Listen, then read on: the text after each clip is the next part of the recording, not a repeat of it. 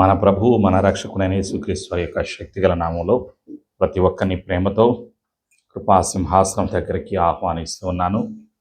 నేటి అంశము బలిపీఠములు. Today's topic from the throne of grace, altars. నేటి వాగ్దానము కీర్తన 4:3. Today's promise is found in the book of psalms chapter 4 verse 3. కీర్తన 4వ కీర్తన 3వ వచనము ద్వారా పరిశుద్ధాత్ముడు మనతో మాట్లాడటానికి సిద్ధంగా ఉన్నారు. కలిసి నాతో చెప్పండి. యెహోవా తన భక్తులను తనకు ఏర్పరచుకొనుచున్నాడని తెలిసి కొనుడి. నేను యెహోవాకు మొరపెట్టగా ఆయన ఆలకించును. ఆమేన్. ప్రార్థన. యేసు రక్తము ద్వారా తండ్రి సన్నిధికి వస్తున్నాము. సర్వశక్తిమంతుడవు, సర్వాధికారివి, ప్రేమగల దేవుడవు తండ్రి, ఇంతవరకు నిన్ను ఆరాధన చేయటానికి పరిశుద్ధాత్మతోడు సహాయము దయచేసినందుకు నీకు వందనాలు. యేసు ప్రభుని ఒప్పుకొనుచున్నాము. ప్రతి ఆటంకాన్ని, ప్రతి బంధకాన్ని, చీకటి అధికారాన్ని, ప్రతి అనుమానాన్ని యేసు ప్రభు నామములో ఈ స్థలం నుండి పారదలతో బయటబంధిస్తున్నాము. యేసు రక్తంలో మా జీవితాలను ముద్రిస్తూ నేటి వాక్యపు ఆశీర్వాదాన్ని పొందుకోవటానికి పరిశుద్ధాత్ముడా మమ్ములను సర్వసత్యములోకి నడిపిస్తున్నందుకు కృతజ్ఞతలు తెలియచేస్తూ యేసు ప్రభు నామములో వాక్యపు ఆశీర్వాదం కొరకు సిద్ధపడుచున్నాము తండ్రి. ఆమేన్. ప్రియమైనటువంటి సంగమా, పరిశుద్ధాత్ముడు గుర్తు చేస్తున్నటువంటి సత్యాలు, ఈ వాగ్దానంలో ఉన్నటువంటి సత్యాన్ని తెలియచేస్తున్నాడు. తండ్రి తన కొరకు భక్తులను ఏర్పరచుకొనుచున్నాడు, విశ్వాసులను ఏర్పరచుకుంటున్నాడు. He is choosing from different continents. అనేక ఖండాల నుంచి దేవుడు తన భక్తులను ఏర్పాటు చేసుకుంటున్నాడు. ఎందుకు అంటే వారి యొక్క జీవితాలలో వాళ్ళు చేసేటువంటి ప్రార్థనలను అంగీకరించటానికి. నేను యెహోవాకు మొరపెట్టగా ఆయన ఆలకించును అని కీర్తనాకారుడు సెలవిచ్చి ఉన్నాడు. ప్రియమైనటువంటి సంఘమా, ఈరోజు నీవు నేను ఎప్పుడైతే ప్రార్థన చేస్తామో మన ప్రార్థనలకు జవాబులు ఆయన ఇవ్వటానికి సిద్ధముగా ఉన్నాడు. ఆయన మన ప్రార్థనలను ఆలకిస్తున్న దేవుడు. ఆలస్యం అవుతుందని మనం నిరుత్సాహపడకుండా, దిగులు పడకుండా, ధైర్యపడకుండా మనము ఎల్లప్పుడూ ప్రార్థన చేయవలసిన వారమై ఉన్నాము. ప్రియమైనటువంటి సంఘమా, మన ప్రార్థన ఆయన ఆలకిస్తాడు. తగిన సమయంలో, ఆయన చిత్తములో, ఆయన సమయంలో జవాబు అనుగ్రహించేటువంటి దేవుడు. బలిపీఠములు గురించి మనం తెలుసుకుంటున్నాం. బలిపీఠములు ఎవరు కట్టారు, బలిపీఠములు ఎందుకు కట్టారు అనేటువంటి సత్యాలను మనం జ్ఞాపకం చేసుకుందాం. మొదటిగా బలిపీఠాన్ని హేబేలు కట్టాడు. ప్రియమైనటువంటి సంఘమా, ఆది కాండములో 4వ అధ్యాయంలో 4వ వచనంలో, the book of Genesis chapter 4 verse 4, హేబేలు కూడా తన మందలో తొలిచూలున పుట్టిన వాటిలో కొవ్విన వాటిని కొన్ని తెచ్చెను. యెహోవా హేబేలును అతని అర్పణను లక్ష్యపెట్టెను. కయీను, హేబేలు ఇద్దరు అన్నదమ్ములు ఉన్నారు ఆదాముకి. ప్రియమైనటువంటి ఆదాము యొక్క కుమారులు వీళ్ళిద్దరూ, కయీను, హేబేలు ఆదాము యొక్క కుమారులు. అయితే కయీను తీసుకుని వచ్చినటువంటి అర్పణను దేవుడు అంగీకరించలేదు. ఎవరి అర్పణ దేవుడు అంగీకరించాడు? హేబేలు యొక్క అర్పణను దేవుడు అంగీకరించాడు. హేబేలు అర్పించిన దానిలో ఉన్నటువంటి ప్రత్యేకత ఏమిటి అంటే శ్రేష్టమైనది. తన మందలో తొలిచూలున పుట్టిన వాటిలో క్రొవ్విన వాటిని కొన్ని తెచ్చాను. క్రొవ్వింది, ఆరోగ్యముగా ఉన్నది తొలి చూలున పుట్టిన వాటిలో మొదటిది తీసుకుని వచ్చాడు. ప్రియమైనటువంటి సంఘమా, బలి అర్పించేటప్పుడు బలి దేనికి అర్పించాలి అంటే, ప్రియమైనటువంటి సంఘమా, కృతజ్ఞత చెల్లించడానికి బలి అర్పించాలి. వీళ్ళు ఏం చేశారు? మొదటిగా బలి ఎవరు అర్పించారు? హేబేలు అర్పించాడు. కృతజ్ఞతతో చెల్లించాడు. దేవునికి కృతజ్ఞత. దేవుడు కోరుకునేది ఏమిటి అంటే బలి కోరుకున్నాడు. ఆ రోజుల్లో పాత నిబంధన గ్రంథంలో దేవుడు బలి పశువుల యొక్క బలిని కోరుకున్నాడు. హేబేలు బలి ఇచ్చాడు. జంతువుని బలి ఇచ్చాడు. ఆ అర్పణ దేవునికి ఇష్టమైనది అంగీకరించాడు, తండ్రి అంగీకరించాడు. కయీను తీసుకుని వచ్చింది అంగీకరించబడలేదు. ప్రియమైనటువంటి సంగమా, రెండవదిగా మనం బలిపీఠాన్ని ఎవరు కట్టారో తెలుసుకోవడానికి ప్రయత్నం చేసినప్పుడు నోవహు బలిపీఠాన్ని కట్టాడు. ఆది కాండములో 8వ అధ్యాయంలో 20వ వచనంలో మనం చూస్తాం. Genesis chapter 8:20. అప్పుడు నోవహు యెహోవాకు బలిపీఠము కట్టి పవిత్ర పశువులన్నిటిలోను పవిత్ర పక్షులన్నిటిలోను కొన్ని తీసుకొని ఆ పీఠము మీద దహనబలి అర్పించెను. అప్పుడు యెహోవా ఇంపైన సువాసన సాంఘ్రిణించి ఇక మీదట నరులను బట్టి భూమిని మరలా శంపించను. ఎందుకనగా నరుల హృదయాలోచన వారి బాల్యం నుండి చెడ్డది. నేనిప్పుడు చేసిన ప్రకారంగా ఇకను సమస్త జీవులను సంహరింపను అని దేవుడు ఒక నిబంధన చేసి ఉన్నాడు. ఎవరితోటి? నోవహుతోటి ఒక నిబంధన, ఒక ప్రణాళిక. నోవహు అర్పించినటువంటి యొక్క బలిని తండ్రి అంగీకరించాడు. ప్రియమైనటువంటి సంఘమా, నోవహు చేసింది ఏమిటి? తండ్రికి ఇష్టమైనటువంటి జీవితాన్ని జీవించాడు, ఓడను కట్టాడు. ఆది కాండంలో 6వ అధ్యాయంలో మనం చూస్తాం 8వ వచనంలో, అయితే నోవహు యెహోవా దృష్టి యందు కృప పొందినవాడాయను. నోవహు వంశావళిదే. నోవహు నీతిపరుడును తన తరములలో నిందారహితుడునై ఉండెను. నోవహు దేవునితో కూడా నడిచినవాడు.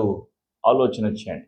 నోవహు నిందారహితుడు, నీతిపరుడు అని దేవుడు సెలవిస్తూ ఉన్నాడు.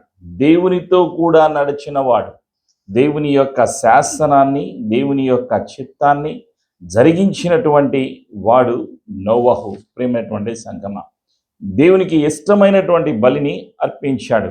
పశువులలోని కొన్నిటిని తీసుకొని వచ్చి పవిత్ర పక్షులన్నిటిలోనూ కొన్ని తీసుకొని ఆ పీఠం మీద దహనబలి అర్పించాడు. పవిత్ర పశువులను, ప్రియమైనటువంటి సంగమా, దేవునికి ఇష్టమైనటువంటి బలిని అర్పించాడు. మూడవదిగా అబ్రహాము బలిని అర్పించాడు. ఆది కాండంలో మనం చూస్తాం, అబ్రహాము బలిని అర్పించినట్టుగా మనం చూస్తాం. Genesis chapter 12:7. యెహోవా అబ్రాహామునకు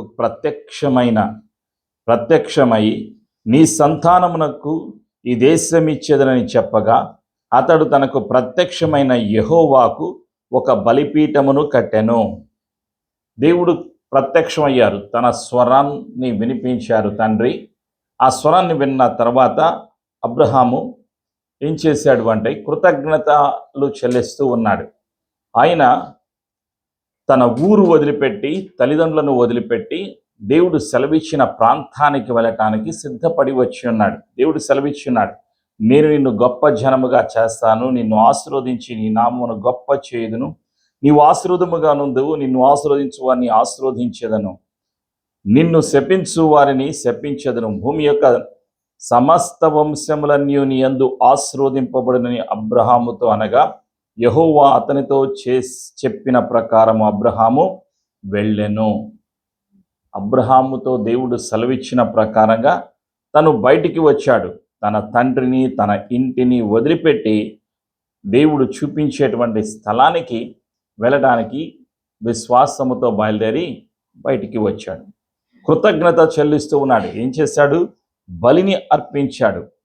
ప్రియమైనటువంటి సంఘమా, అబ్రహాము సంతానం లేదు ఇంకా. ఆయనకి 75 సంవత్సరాల వయసులో ఉన్నప్పుడు దేవుడు తనను పిలిచాడు.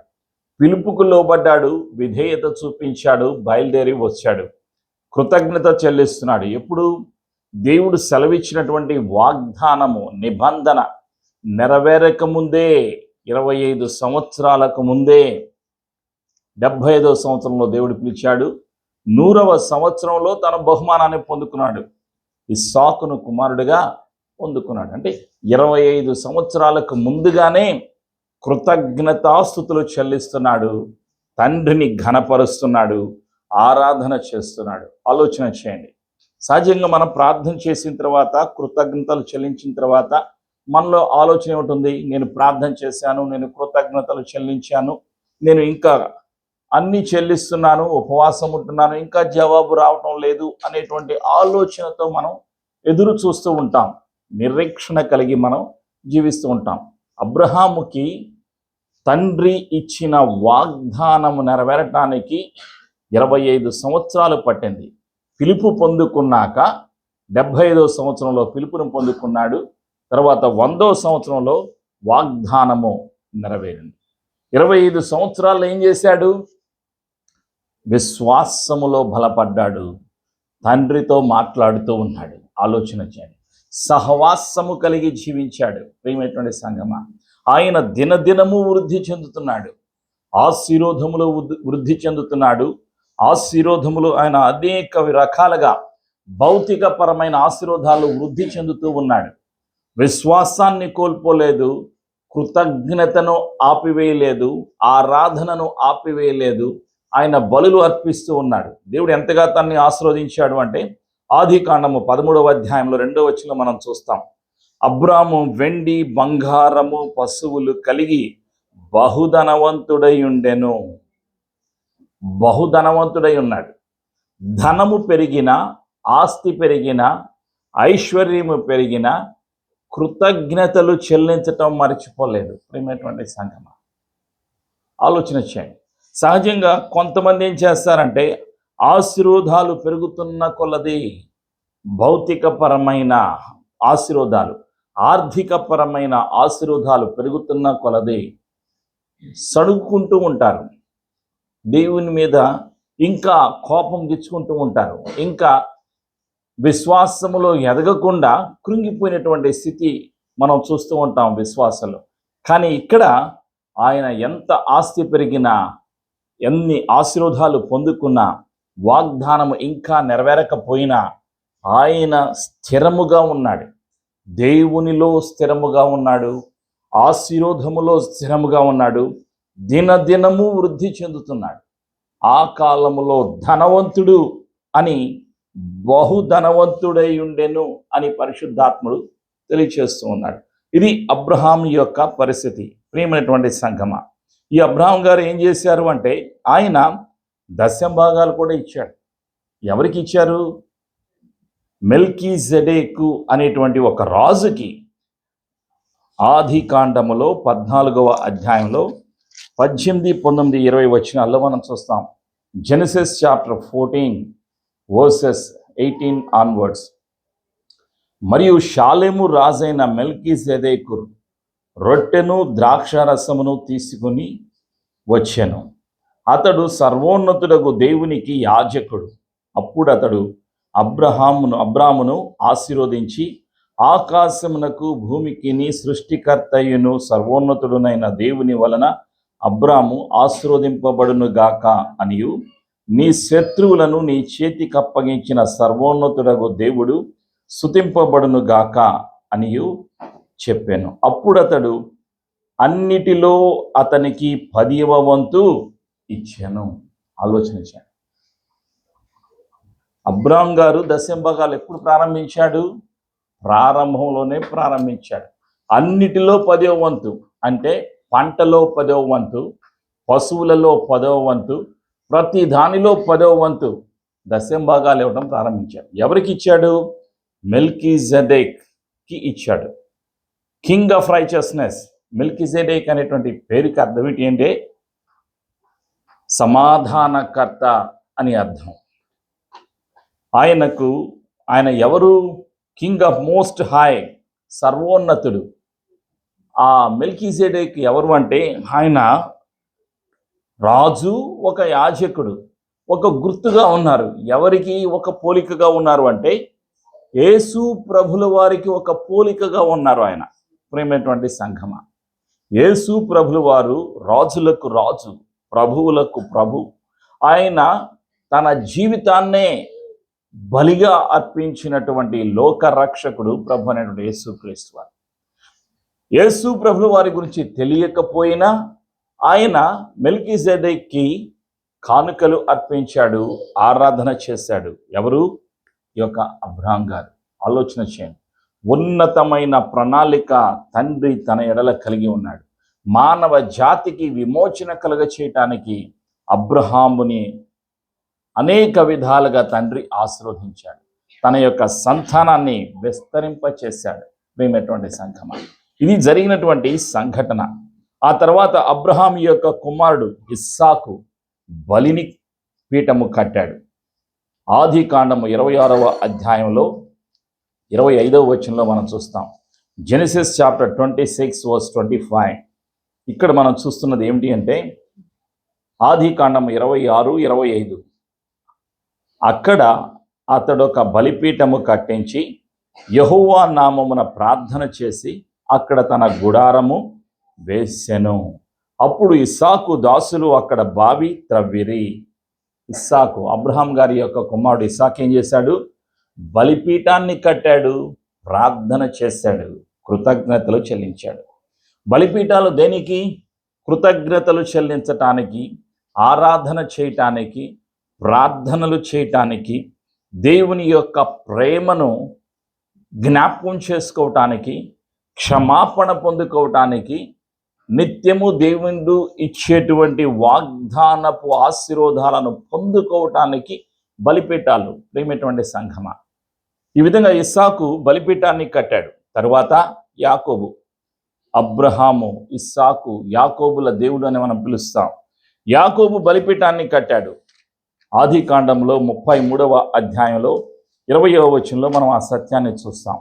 33వ అధ్యాయం 20వ వచనంలో అక్కడ ఒక బలిపీఠము కట్టించి దానికి ఎల్ ఎల్ హేయి ఇజ్రాయేలు అను పేరు పెట్టెను. ప్రియమైనటువంటి సంఘమా, అతను దానికి ఆ విధంగా పేరు పెట్టాడు. ఎవరు? యాకోబు.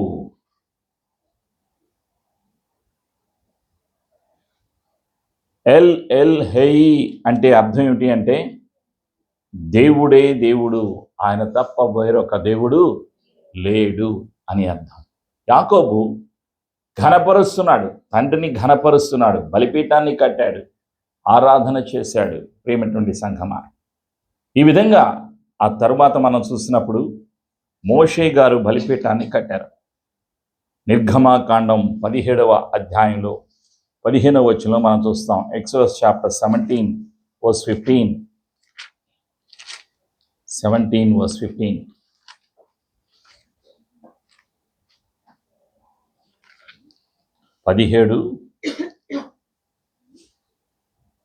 మనం చూస్తాం. 17వ అధ్యాయంలో 15వ వచనంలో, తరువాత మోషే ఒక బలిపీఠమును కట్టి దానికి యెహోవా నిస్సి అని పేరు పెట్టాడు. ప్రియమైనటువంటి సంఘమా, యెహోవా నిస్సి అని పేరు పెట్టాడు. యెహోవా నిస్సి అంటే అర్థం ఏమిటి అంటే దేవుడే అనగా ధ్వజము, ఆధారము, సహాయము అని అర్థం. దేవుడికి పేరు పెట్టాడు, యెహోవా నిస్సి అని పేరు పెట్టాడు. మోషే ఒక బలిపీఠాన్ని కట్టాడు. అంతేకాకుండా మోషేతోటి దేవుడు మాట్లాడుతూ ఉన్నాడు. ఏ విధంగా మాట్లాడుతూ ఉన్నాడు? తన స్వరాన్ని వినిపిస్తూ ఉన్నాడు. 20వ అధ్యాయంలో మనం చూస్తాం దేవుడు ఏ విధంగా తనతో మాట్లాడుతున్నాడో అక్కడ చూస్తాం. 20వ అధ్యాయం 24వ వచనంలో మనం చూస్తాం. 23 చదువుతున్నాను. మీరు నన్ను కొలుచుచు వెండి దేవతలనైనా బంగారు దేవతలను చేసి కొనకూడదు. మంటి బలిపీఠము నా కొరకు చేసి దాని మీద నీ దహన బలులను, సమాధాన బలులను, నీ గొర్రెలను, నీ ఎద్దులను అర్పింపవలెను. నేను నా నామమును జ్ఞాపకముగా నుంచు ప్రతి స్థలములోను నీ యొద్దకు వచ్చి నిన్ను ఆశీర్వదించెదను. దేవుడు సెలవిస్తున్నాడు. ఎవరితోటి? మోషేతో దేవుడు సెలవిచ్చాడు. నిరంతరం దేవుడు మాట్లాడుతూ ఉన్నాడు. పరిశుద్ధాత్మ యొక్క స్వరాన్ని వింటూ ఉన్నాడు మోషే. ప్రియమైనటువంటి సంఘమా, 33వ అధ్యాయంలో దేవుడు కనిపించాడు. ఎవరికి? మోషేకి. ఎలా కనిపించాడో అది కూడా పరిశుద్ధాత్ముడు మనకి గుర్తు చేస్తూ ఉన్నాడు. The book of exodus chapter 33:20 onwards ఇక్కడ మనం చూస్తున్నాం. ఇక్కడ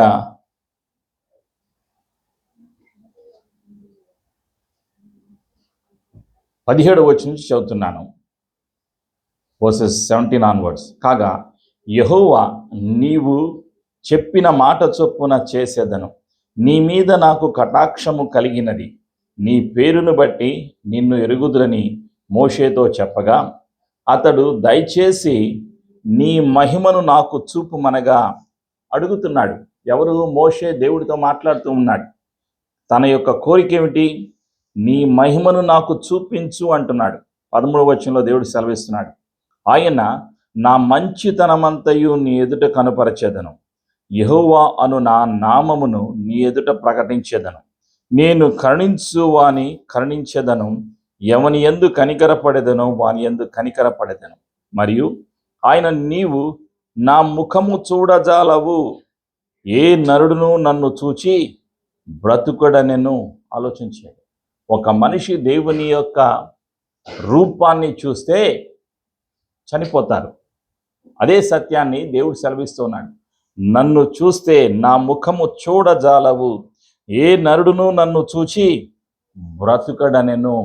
దేవుడు సెలవిచ్చాడు. ఇంకా దేవుడు ఏమని సెలవిస్తున్నాడు? మరియు యెహోవా, ఇదిగో నా సమీపమున ఒక స్థలమున్నది. నీవు ఆ బండ మీద నిలవవలెను. నా మహిమ నిన్ను దాటి వెళ్ళుచుండగా ఆ బండ సందులో నిన్ను ఉంచి నిన్ను దాటి వెళ్ళు వరకు నా చేతితో నిన్ను కప్పెదను. నేను నా చెయ్యి తీసిన తరువాత నా వెనుక పార్శ్వమున చూచెదవు, కానీ నా ముఖము నీకు కనబడదని మోషేతో చెప్పాను. మోషే చూసినేంటి? తండ్రి అయిన యెహోవా యొక్క వెనుక భాగాన్ని చూశాడు. మహిమలో దేవుని యొక్క సన్నిధి వచ్చింది. బలులు వీళ్ళు సేవకులు అర్పించిన తర్వాత, దేవుడు ఆ బలుల్ని అంగీకరించిన తర్వాత, తండ్రి తన చిత్తాన్ని, తన ప్రణాళికను, తన ఉద్దేశాన్ని, ఆలోచనను నెరవేరుస్తూ ఉన్నారు. మోషే కోరిక కలిగింది, చూడాలి అనేటువంటి కోరిక. దేవుడు ఏమి సెలవిచ్చాడు? నా ముఖాన్ని చూడలేవు, చూస్తే నువ్వు చనిపోతావు. ఏ నరుడు కూడా చూడలేడు. అయితే ఆ బండ సందులో నీవు దాక్కో, నేను వెళ్ళిన తర్వాత నా వెనుక భాగాన్ని నీవు చూస్తావు అని చెప్పాడు. ఆ అవకాశాన్ని దేవుడు అనుగ్రహించాడు. తండ్రి ఎంతగా ప్రేమించాడో, మానవుడిని ఎంతగా అంగీకరిస్తున్నాడో ఇక్కడ మనం చూస్తున్నాం.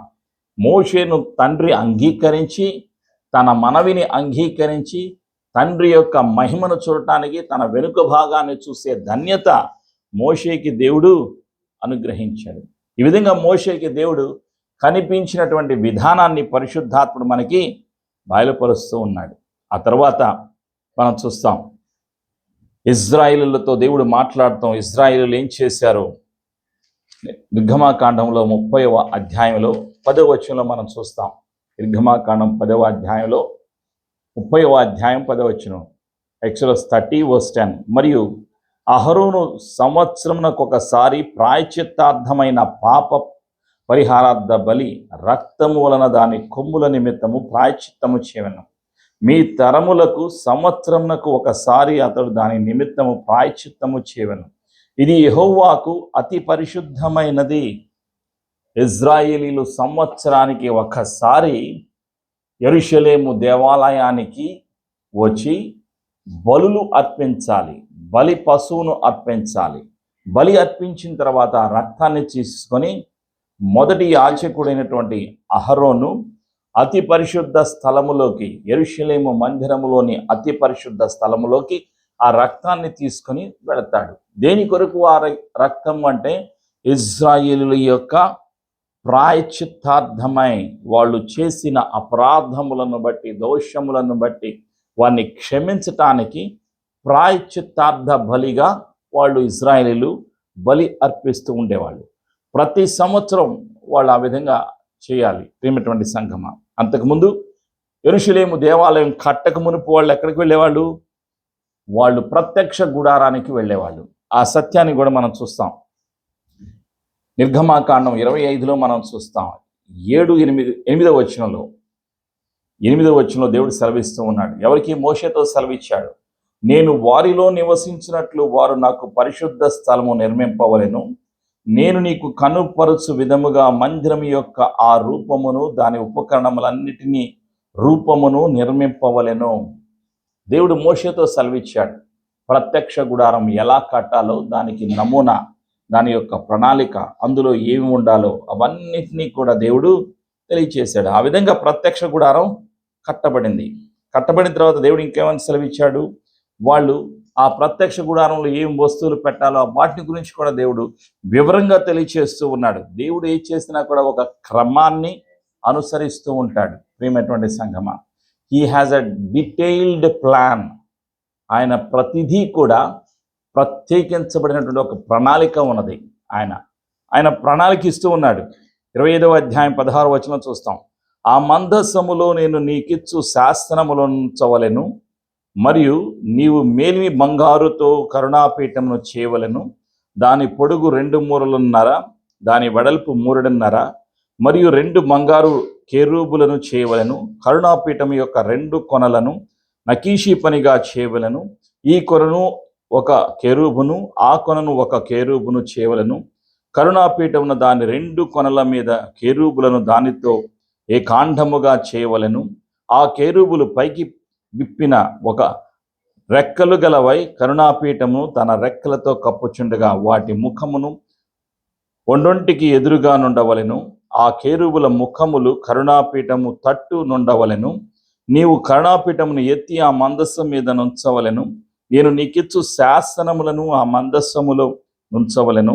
అక్కడ నేను నిన్ను కలిసికొని కరుణాపీఠము మీద నుండి శాసనములు గల మందసము మీద నుండి 2 కెరూబుల మధ్య నుండి నేను ఇశ్రాయేలుల నిమిత్తము మీకాజ్ఞాపించు సమస్తమును నీకు తెలియజేసేదను. ఏం చేస్తాడన్నాడు తండ్రి? ప్రత్యక్ష గుడారములో అతి పరిశుద్ధ స్థలములో ఉండవలసినటువంటివన్నీ కూడా కరుణాపీఠము, ప్రత్యక్ష గుడారములో కరుణాపీఠము, మెర్సీ సీట్, అక్కడ మందసము ఉండాలి, టెబర్నాకిల్ ఉండాలి. ఆ టెబర్నాకిల్లో అక్కడ ఉండవలసింది. ప్రియమైనటువంటి సంఘమ, దేవుడు సెలవిచ్చాడు. ఏమింటూ సెలవిచ్చాడో ఆయన చెప్పినవన్నీ కూడా మోషే చక్కగా వాటన్నిటిని కూడా సిద్ధపరిచాడు. ఎందుకు అంటే దేవుడు సెలవిచ్చాడు, నీవు అప్పగించేటువంటి ఆ బలిని నేను అంగీకరిస్తాను. అంగీకరించడమే కాకుండా నేను చెప్పవలసినటువంటిది, నీవు చేయవలసింది నేను సమస్తాన్ని కూడా నీకు తెలియచేస్తాను. మీకు ఆజ్ఞాపించు సమస్తమును నీకు తెలియజెప్పేదను. దేవుడు ప్రత్యక్షం అయ్యే దేని కొరకు అంటే తన ప్రణాళికను ఇవ్వటానికి. ప్రియమైనటువంటి సంఘమ, తను కనిపించేది తన చిత్తాన్ని జరిగించటానికి, తన ఆలోచన జరిగించటానికి, ఇజ్రాయేలు ఏ విధంగా నడుచుకోవాలో, ఏ విధంగా జీవించాలో, వారిని ఏ విధంగా ముందుకు తండ్రి తీసుకొని పోబోతున్నారో అనేక విషయాలు వాళ్ళకి తెలియచేయటానికి నేను నడిపిస్తాను, నేను మీకు తెలియచేస్తాను, నేను ఆజ్ఞాపించినవన్నీ కూడా మీరు చెయ్యాలి అని దేవుడు సెలవిచ్చాడు. మోషేకి సెలవిచ్చాడు. ఆ యొక్క ప్రత్యక్ష గుడారంలో దేవుడు ఇచ్చినటువంటి 10 ఆజ్ఞలు, దేవుడు ఇచ్చినటువంటి ఇచ్చినటువంటి రాతి పలకల మీద 10 ఆజ్ఞలు ఇచ్చాడు. అవి అక్కడ ఉంచాలి. అక్కడ ఏమేమి ఉంచాలో, ఏ పాత్రలో ఉంచాలో అవన్నీ కూడా, కరుణాపీఠమును ఎలా కట్టాలో, ఏ విధంగా ఆ కరుణాపీఠం మీద బంగారం దాన్ని కట్టాలి, దానిపైన 2 దేవదూతలు బంగారంతో చేయబడే వాళ్ళు రెక్కలతో ఆ యొక్క స్థలాన్ని కప్పివేయాలో అన్నీ కూడా చక్కగా దేవుడు తెలియచేశాడు. ప్రియమైనటువంటి సంగమం, దేవుడు అంగీకరించాడు. ఏమిటి? బలులను అంగీకరించాడు, ప్రార్థనలను అంగీకరించాడు. వారి జీవితాల్లో ఎన్నుకోబడిన, ఏర్పాటు చేయబడిన వారి జీవితాల్లో తండ్రి తన యొక్క చిత్తాన్ని జరిగించడం ప్రారంభించాడు. తరువాత సొలొమోను మందిరాన్ని కట్టాడు, దేవాలయాన్ని కట్టాడు, బలిపీఠాన్ని కట్టాడు. దినవృత్తాంతములు 2వ గ్రంథములో 7వ అధ్యాయంలో మొదటి 6 వచనాల్లో మనం చూస్తాం. Second book of Chronicles chapter 7 versus 1 to 6. ఇక్కడ సొలొమోను బలిపీఠాన్ని కట్టాడు. కట్టిన తర్వాత బలులు అర్పించాడు. ప్రియమైనటువంటి సంఘమ, దినవృత్తాంతంలో 2వ గ్రంథం 7వ అధ్యాయంలో మనం చూస్తాం. సొలొమోను తాను చేయు ప్రార్థనను ముగించినప్పుడు అగ్ని ఆకాశం నుండి దిగి దహన బలులను, ఇతరమైన బలులను దహించాను. యెహోవా తేజస్సు మందిరము నిండా నిండెను. యెహోవా తేజస్సుతో మందిరము నిండినందున యాజకులు అందులో ప్రవేశింపలేకపోయిరి. అగ్నియు యెహోవా తేజస్సును మందిరం మీదికి దిగగా చూచి ఇశ్రాయేలులందరూ సాష్టాంగ నమస్కారము చేసి, యెహోవా దయాళుడు, ఆయన కృప నిరంతరముండునని చెప్పి ఆయనను ఆరాధించి స్తుతించిరి. రాజును జనులందరూ యెహోవా ఎదుట బలులు అర్పించిరి. రాజైన సొలొమోను 22,000 పశువుల 1,20,000 గొర్రెలను బలులుగా అర్పించాను. యాజకులు తమ తమ సేవా ధర్మములలో నిలుచుచుండగాను లేవీయులు యెహోవా కృప నిరంతరము నిలుచుచున్నదని వారి చేత ఆయనను స్తుతించుటకై రాజైన దావీదు కల్పించిన యెహోవా గీతములను పాడుచు వాయిద్యములను వాయించుచు నిలుచుచుండగను యాజకులు వారికి ఎదురుగా నిలిచి బూరలు ఊదుచుండగను ఇశ్రాయేలీయులందరూ నిలిచి ఉండగను రాజును జనులందరూ కూడి దేవుని మందిరమును ప్రతిష్ఠ చేసిరి. యెరూషలేము దేవాలయం కట్టించటం జరిగింది. దానికి కూడా చక్కగా దేవుడు జ్ఞానాన్ని అనుగ్రహించాడు. సొలొమోనుకి జ్ఞానాన్ని ఇచ్చి ఎక్కడ ఎలా కట్టాలో అన్నిటినీ కూడా, ఏ పనికి ఎవరు నియమింపబడాలో వాళ్ళని కూడా అభిషేకించి వాళ్ళకి ఆ యొక్క నైపుణ్యత, ఆలోచన, పరిజ్ఞానం ఇచ్చి యెరూషలేము మందిరం కట్టించడం జరిగింది. కట్టిన తర్వాత సొలొమోను తాను ప్రార్థన చేశాడు. ప్రార్థన చేసిన తర్వాత ప్రార్థన చేయబోయే ముందుగానే బలులన్నీ కూడా అర్పించాడు. లక్షల జంతువులు, ప్రియమైనటువంటి సంఘమ, 22,000 పశువులను 1,20,000 గొర్రెలను బలులుగా అర్పించాను. లక్షల్లో జంతువులను బలులుగా అర్పించాడు. బలులు అర్పించిన తర్వాత సొలొమోను ప్రార్థన చేసిన తర్వాత యెహోవా తేజస్సు మందిరము నిండా నిండెను.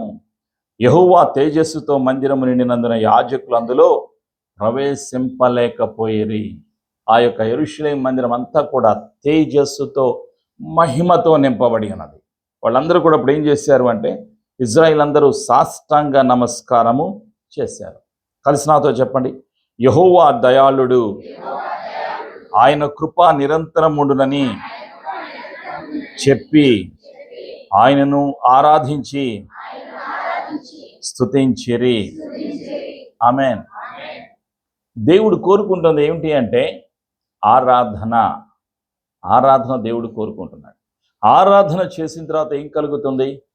మహిమ దిగి వస్తుంది, తేజస్సు దిగి వస్తుంది, ఆశీర్వాదాలను కలుగజేస్తుంది. ప్రియమైనటువంటి సంగమా, ఈ విధంగా సొలొమోను మందిరాన్ని కట్టాడు. తర్వాత కృతజ్ఞత బలులు అర్పించాడు, దహన బలులు అర్పించాడు. ఆ తర్వాత మనం చూసినప్పుడు క్రొత్త నిబంధనలో బలులు అర్పించవలసినటువంటి అవసరత లేదు.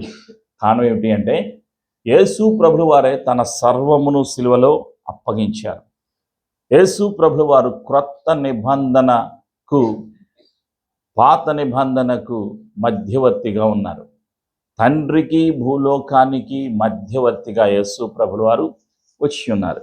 ఆ సత్యాన్ని మనం చూస్తాం. హెబ్రీలకు రాసినటువంటి పత్రికల 10వ అధ్యాయంలో 10వ వచనంలో మనం చూస్తాం.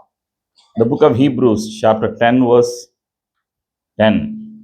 హెబ్రీలకు రాసినటువంటి పత్రిక 10వ అధ్యాయం 10వ వచనంలో రాయబడినటువంటి సత్యం ఏమిటి అంటే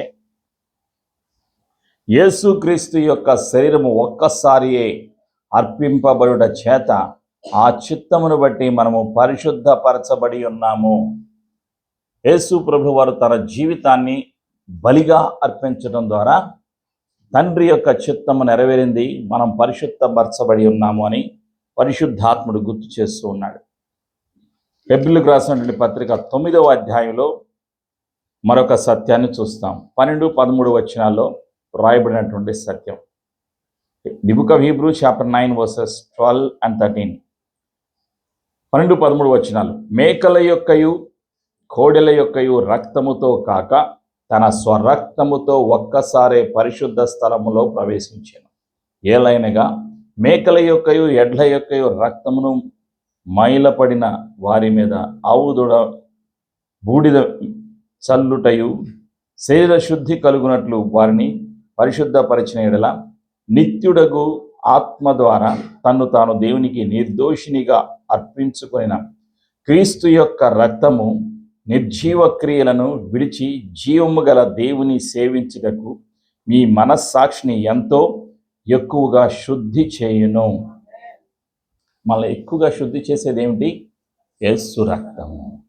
15వ వచనంలో ఆఖరి వచనంలో మనం రాయబడిన సత్యం ఏమిటి అంటే, అక్కడ ఈ హేతువు చేత మొదటి నిబంధన కాలంలో జరిగిన అపరాధముల నుండి విమోచనము కలుగుటకై ఆయన మరణము పొందినందున పిలువబడిన వారు నిత్యమైన స్వాస్థ్యమును గూర్చిన వాగ్దానమును పొందు నిమిత్తము ఆయన క్రొత్త నిబంధనకు మధ్యవర్తి అయి ఉన్నాడు.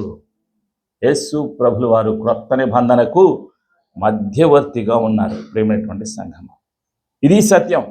ఇప్పుడు మనం బలులు అర్పించవలసినటువంటి అవసరము లేదు. యేసు ప్రభులు వారు తన జీవితాన్నే సిలువలో బలిగా అర్పించారు. తండ్రి చిత్తాన్ని జరిగించారు. తండ్రి యొక్క చిత్తానికి తన యొక్క సర్వమును అప్పగించుకున్నారు. తండ్రి మాటకు చిత్తానికి విధేయత చూపించారు. మరణం వరకు తను అప్పగించుకున్నారు. ప్రేమైనటువంటి సంఘమా, హెబ్రీలకు రాసినటువంటి పత్రికలో 10వ అధ్యాయం 19-20 వచనాల్లో మరొక సత్యాన్ని మనం చూస్తున్నాం. The book of Hebrews chapter 10 verse 19 and 20. సహోదరులారా, యేసు మన కొరకు ప్రతిష్ఠించిన మార్గమున అనగా నూతనమైనదియు జీవము గలదియు ఆయన శరీరము అను తెర ద్వారా ఏర్పరచబడినదియు నైన మార్గమున ఆయన రక్తము వలన పరిశుద్ధ స్థలమునందు ప్రవేశించుటకు మనకు ధైర్యము కలిగి ఉన్నది గనుక దేవుని ఇంటిపైన మనకు గొప్ప యాజకుడున్నాడు.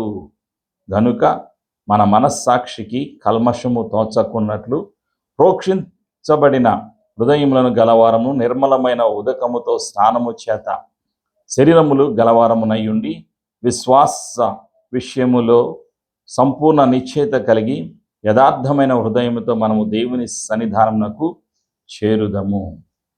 దేవుడు సెలవిస్తున్నటువంటి సత్యం ఏమిటి అంటే, తండ్రి ఇంటికి మనల్ని ధైర్యముతో తీసుకుని వెళ్ళేది యేసు ప్రభుల వారి యొక్క పరిశుద్ధమైన రక్తము. కాబట్టి ఈరోజు నీవు నేను కూడా గుర్తుపెట్టుకోవలసింది, జ్ఞాపకం చేసుకోవలసింది ఏమిటి అంటే, మన క్రియలను బట్టి, మన కానుకలను బట్టి, మనం చేసేటువంటి మంచి పనులను బట్టి, దాన ధర్మాలను బట్టి మనం దేవుని ఇంటికి పరలోకానికి చేరటం లేదు.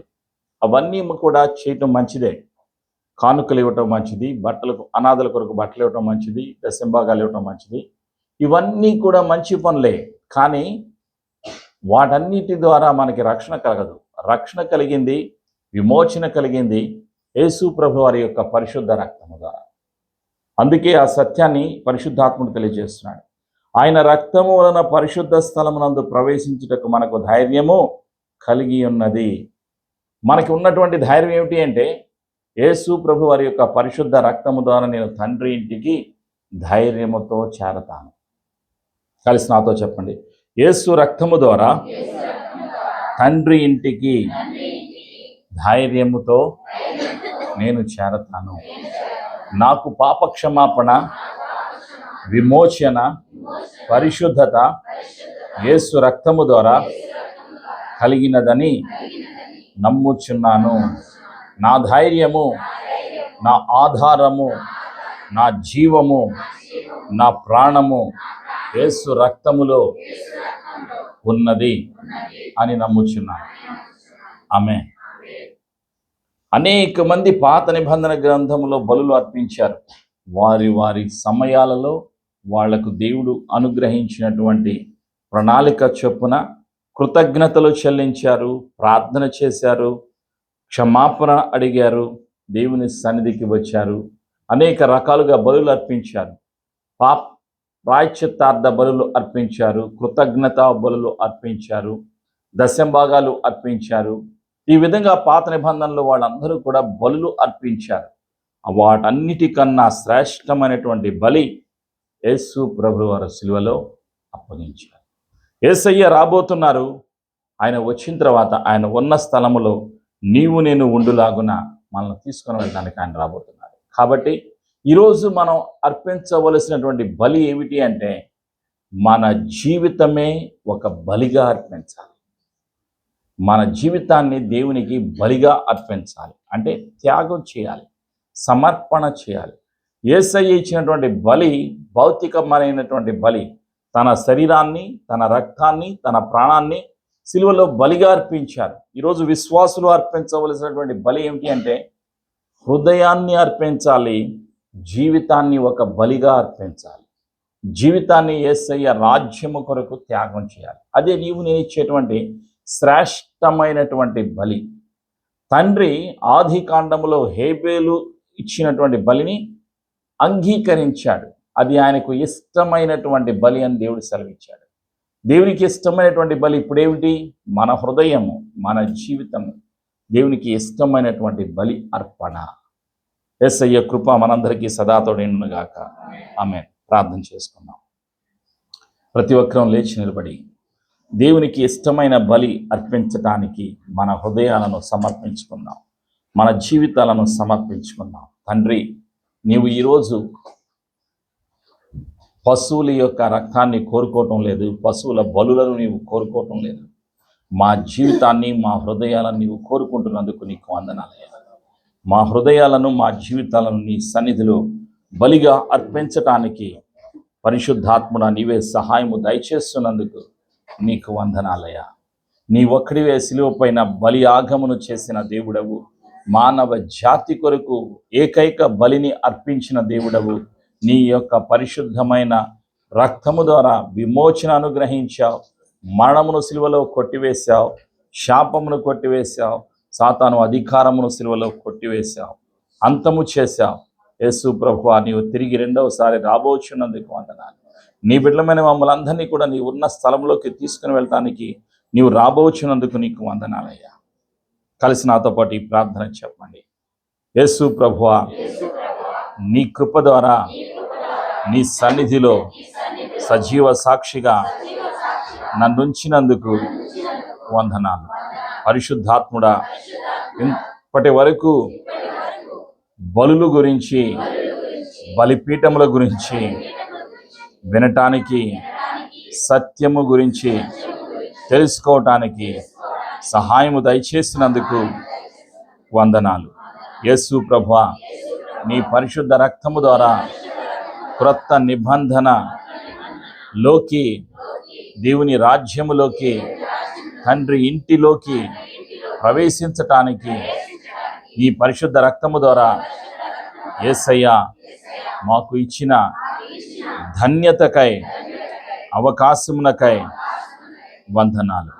ప్రతి బంధకాన్ని, చీకటి అధికారాన్ని యేసు ప్రభు నామములో తీసివేస్తున్నాను. విడుదల యేసు రక్తము ద్వారా నాకు, నా కుటుంబానికి కలుగునుగాక. యేసు రక్తములో నా జీవితాన్ని, నా కుటుంబాన్ని ముద్రిస్తున్నాను. యేసు ప్రభు అని ఒప్పుకొనుచున్నాను. పరిశుద్ధాత్ముడు నా సహాయకుడు. నేను విన్న సత్యాన్ని అందరికీ ప్రకటిస్తాను. యేసు ప్రభు అని ఒప్పుకొనుచున్నాను. యేసు ప్రభు అని ప్రకటిస్తాను. ఈ సమర్పణ ప్రార్థన యేసు నామములో చేసి ఆశీర్వాదమును, జీవమును, స్వస్థతను, అభిషేకమును యేసు నామములో పొందుకొనుచున్నాను తండ్రి. ఆమేన్.